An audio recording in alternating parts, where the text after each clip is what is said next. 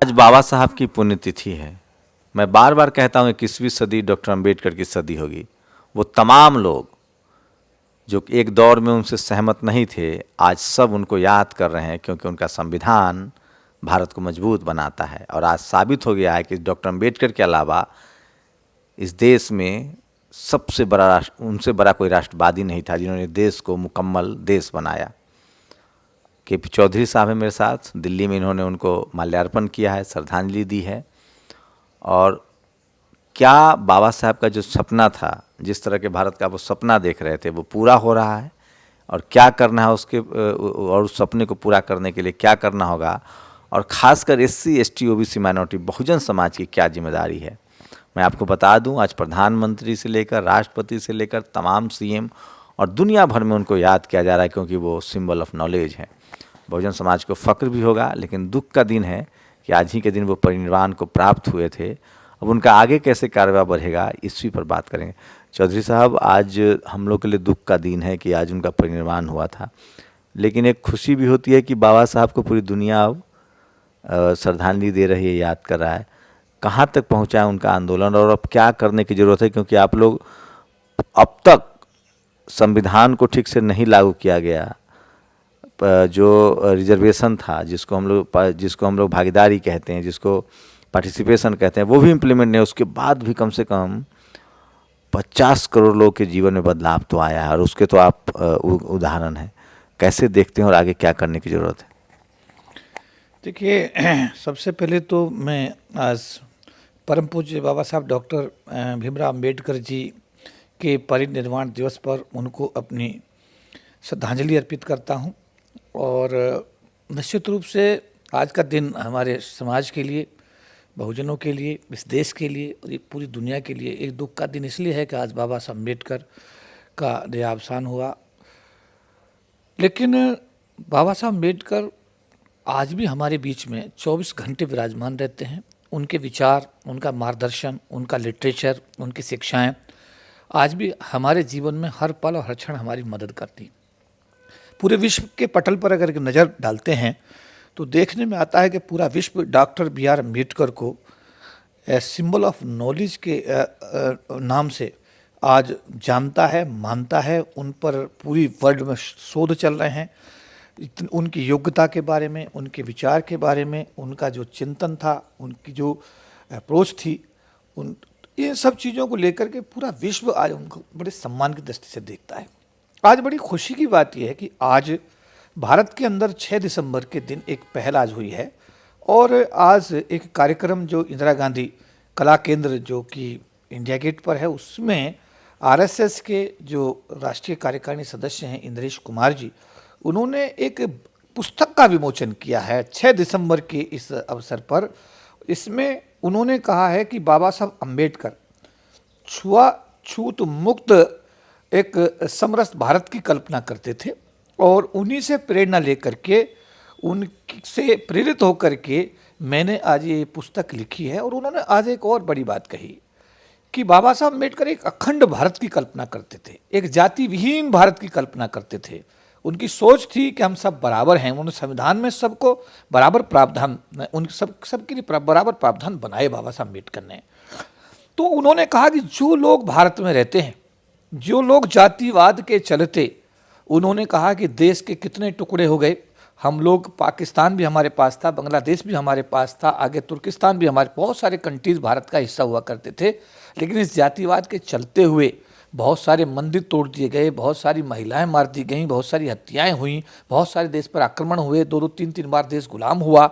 अगर ये जातिवाद ना होता, भेदभाव ना होता, तो एक अखंड भारत होता, बड़ा भारत होता, और हम सब लोग प्यार से इस भारत में रहते और विकास की बात करते। तो इस पुस्तक का जब विमोचन आज हुआ, इस पुस्तक के माध्यम से यानी कि RSS जैसा संगठन, जिसके बारे में नाम आतों के साथ ही एक विचारधारा ये आती है कि ये SC ST विरोधी संगठन है, ये SC ST के विरोध में काम करता है। तो आज बहुत सारे इस संगठन से जुड़े हुए लोगों के कार्यों के बारे में बताया गया। उन्होंने कहा कि डॉक्टर अम्बेडकर को हम लोकसभा में जिता करके उनको MP हमने बनाया, राज्यसभा से इस्तीफा दिलवाया। बहुत सारी चीज़ें आज वहाँ के वक्ताओं ने और वहाँ पर ये बातें कही गई। तो मैं आज ये कहना चाहता हूँ 6 दिसंबर के इस परिनिर्वाण दिवस के अवसर पर मैं अपने समाज को एक अपील करना चाहता हूँ।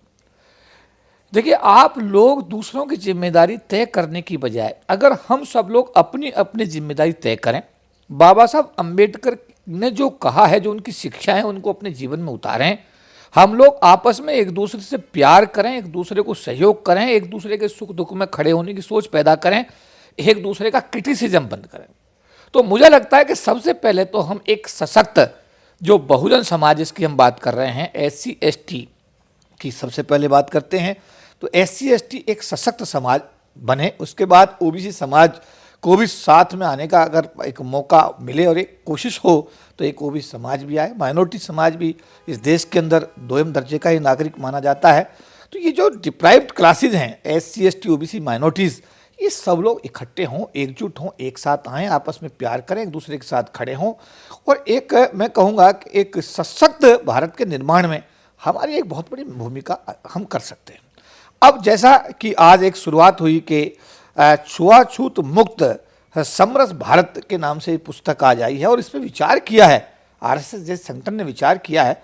निश्चित रूप से इस विचार की मैं कहूँगा जितनी सराहना की जाए उतनी कम है, अच्छा विचार है। अगर देश में भेदभाव करने वाले लोग, जातिवाद करने वाले लोग, कास्टिज्म करने वाले लोग, कास्ट के आधार पर डिस्क्रिमिनेशन करने वाले लोगों की सोच ही बदल जाए तो मुझे लगता है बाबा साहब अम्बेडकर का जो सपना था, जो उनकी सोच थी, वो निश्चित रूप से साकार होगी।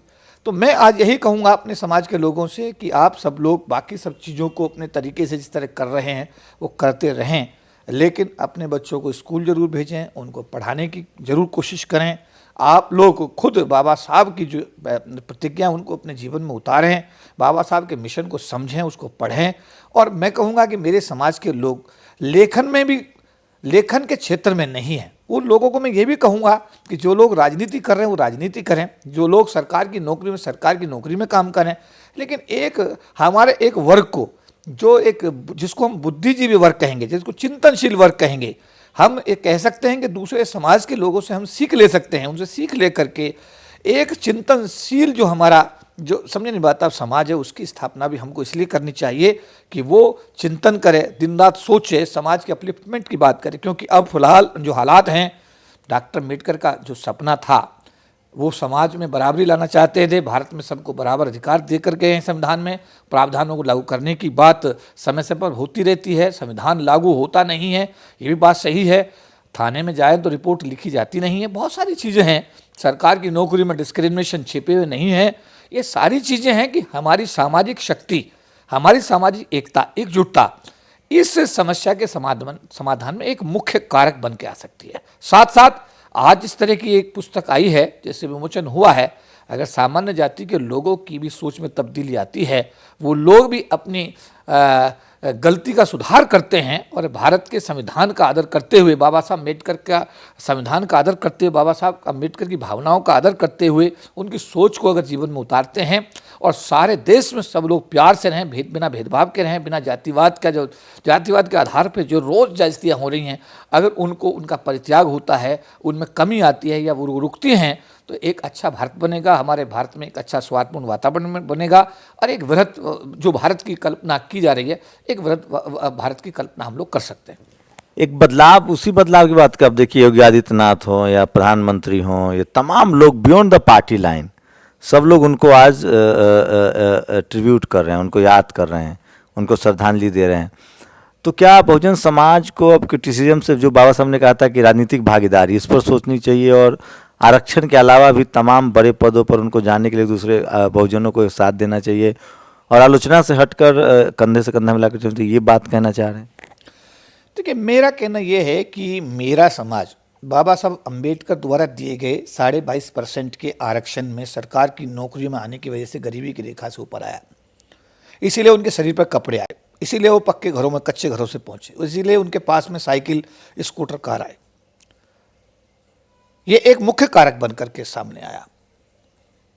आज हालात बदल गए हैं, सरकारी क्षेत्र लगभग समाप्ति की तरफ है, निज क्षेत्र में कोई व्यवस्थाएं हो नहीं रही हैं।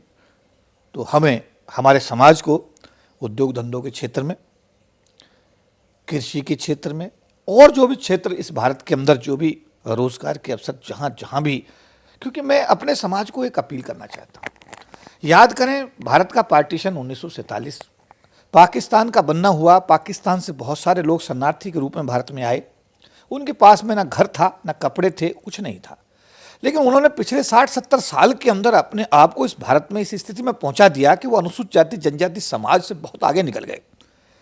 किसी भी क्षेत्र में देखें, उद्योग धंधे में अगर देखें तो उनकी संख्या बड़ी अच्छी खासी है। अगर सरकार की नौकरियों में देखें तो बिना रिजर्वेशन की उनकी संख्या बहुत अच्छी खासी है। अगर अन्य क्षेत्रों में देश के अंदर जो भी मौके हैं, जो भी रोजगार हैं, जहाँ जहाँ भी एम्प्लॉयमेंट के चांसेस हैं, हर जगह पाकिस्तान से आए हुए शरणार्थी जिनके पास घर नहीं था, मैं रिपीट करूँगा, जिनके पास एक पैसा नहीं था, भारत में आने के बाद में 60-70 साल के अंदर वो अनुसूचित जाति जनजाति समाज से बहुत आगे निकल गए। सोचने का प्रश्न तो है, इसमें विचार करने का प्रश्न तो है।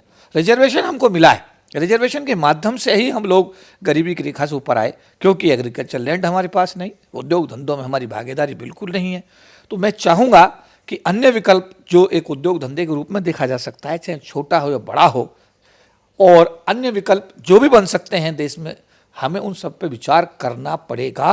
और हमको अपने सरकार की नौकरी के साथ साथ निजी क्षेत्र में आरक्षण की पुरजोर वकालत करनी पड़ेगी। कारण यह है कि जातिवाद के चलते, जातिवाद सोशल डिस्क्रिमिनेशन के चलते हुए देश का सिस्टम, क्योंकि SC/ST को बिल्कुल सपोर्ट नहीं करता, SC/ST के इवन डॉक्टर अम्बेडकर को देश के सिस्टम ने सपोर्ट नहीं किया। उन्होंने संविधान सभा के जो ड्राफ्टिंग कमेटी के चेयरमैन के रूप में उन्होंने बहुत सारी चीज़ें उनको चेंज करनी पड़ी। पूना पैक्ट के बारे में भी उन्होंने कहा कि मजबूरी मुझे पूना पैक्ट करना पड़ा, क्योंकि वो कह रहे थे, चाहते थे कि पृथक निर्वाचन तो कम से कम हो। पाकिस्तान बन रहा है तो अछूत स्थान बने, अछूत स्थान नहीं बन सकता तो पृथक निर्वाचन सेपरेट इलेक्टेड तो मिले, लेकिन वो भी नहीं दिया गया। बस से 22.5% का सरकार की नौकरी में आरक्षण और 25% का पॉलिटिकल यानी लोकसभा विधानसभा आरक्षण से उनको एक तसल्ली करनी पड़ी। यानी कि उस देश उस समय की व्यवस्था से डॉक्टर अम्बेडकर भी अछूते नहीं रहे, उनको भी उस पीड़ा से गुजरना पड़ा, उनकी बात नहीं मानी गई। और आज भी प्रताड़ना की अगर हम बात करते हैं तो उसमें कोई कमी नहीं आई। अगर मैं गाँव में जाता हूँ तो गाँव में तो किसी प्रकार का परिवर्तन दिखाई देता ही नहीं है। शहर में जो लोग आ गए हैं निश्चित रूप से उनको रोटी मिल रही है, उनके पास साधन भी आ गए, लेकिन सामाजिक सम्मान की अगर बात आती है तो मैं बहुत जिम्मेदारी के साथ कहना चाहता हूं कि अगर भारत के राष्ट्रपति जी की बात आए, किसी IPS अधिकारी की बात आए, किसी IAS अधिकारी की बात आए, किसी गवर्नर के नाम की बात आए या किसी और मिनिस्टर के नाम की बात आए, और जब ये होता है कि अरे यार वो तो शेड्यूल कास्ट है, तो उस आदमी का जो सम्मान है, जो सामान्य जाति के लोग हैं उनके मन में वो सम्मान जो होना चाहिए वो सम्मान नहीं है। और यही इस समाज की सबसे बड़ी वेदना है। और ये इस समाज के जो इस भारत में जो एक भाईचारा, जो भारत का जो एक सद्भावना की जिसकी हम बात कर रहे हैं, उस सद्भावना में ये सोच है। निश्चित रूप से मैं कहूँगा कि आज जो लोग अत्याचार करने वाले हैं और जो लोग अत्याचार जिनके साथ हो रहा है, दो पक्ष हो रहे हैं भारत के अंदर। जातिगत आधार पर डिस्क्रिमिनेशन करने वाले लोग एक तरफ हैं, जातिगत आधार पर प्रताड़ित होने वाले लोग एक तरफ हैं। मैं बहुत जिम्मेदारी के साथ कहना चाहता हूं कि जो लोग प्रताड़ित हैं वो बिना किसी आंदोलन के, बिना किसी विरोध के, बिना किसी बगावत के, वो आज भी पूरी ईमानदारी से भारत के विकास की बात कर रहे हैं। लेकिन जो लोग इस समाज के साथ में प्रताड़ना जातिगत आधार पर करते हैं वो भारत के हितैषी नहीं हो सकते, भारत के हितैषी नहीं हो सकते। और कल अगर भारत को किसी प्रकार का नुकसान होता है तो वही लोग जिम्मेदार होंगे जो जातिगत आधार पर इस समाज के साथ यानी अनुसूचित जाति जनजाति समाज के साथ में आए दिन जातिगत प्रताड़ना करते हैं। और इन लोगों को राष्ट्र की मूलधारा में न आने देने के लिए हर संभव जो भी षड्यंत्र कर सकते हो करते हैं। इतना तो तय है कि बाबा साहब के नहीं रहने के बाद उनका आंदोलन और तेज़ी से बढ़ रहा है, और धीरे धीरे ही सही जो उन्होंने एक जाति विनाश की बात कही थी, जाति खत्म हो, उसकी तरफ बढ़ रहा है। और इसी का नतीजा है कि आज पार्टी से ऊपर उठकर, जाति से ऊपर उठकर हर कोई उनको याद कर रहा है। कैमरा निधि के साथ शंभू कुमार सिंह, नेशनल दस्तक, दिल्ली।